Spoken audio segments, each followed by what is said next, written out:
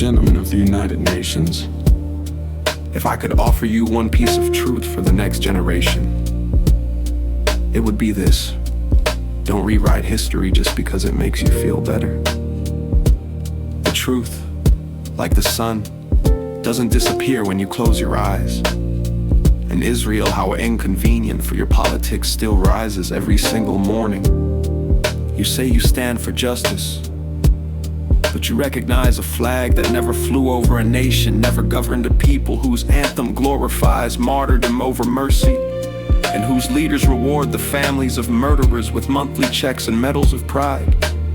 You ignore rockets raining on schools.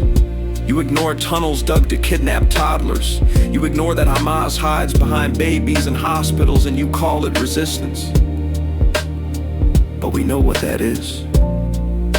Terror doesn't become justice just because it wears a keffiyeh. You say we recognize Palestine, but what you mean is we're scared of the riots in Paris. We want to win votes in Birmingham. We need Qatar's investments in Vancouver. We're tired of the noise, so we'll just blame the Jews again. You say it's time for 2 states, but one of those states still teaches its children that Tel Aviv doesn't exist, that Jews are apes and pigs, that knives are better than books. And when a Jewish girl is stabbed in her sleep, you don't march, you don't post hashtags, you vote yes in a clean suit and sleep just fine. But not me, not in my name, not while I breathe, not while Zion still stands and Jerusalem sings. You can hold your sessions and clap your hands.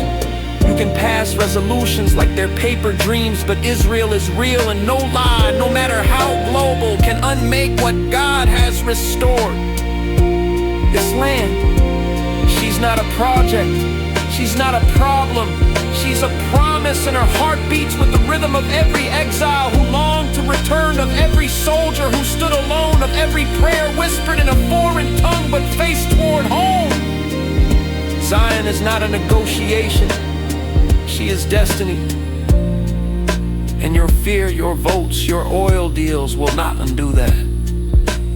So when you speak, when you sign, when you justify the unjustifiable with polite applause, know this: you may speak for your parties, you may speak for your donors, you may even speak for your fear, but you do not speak for me, not in my name.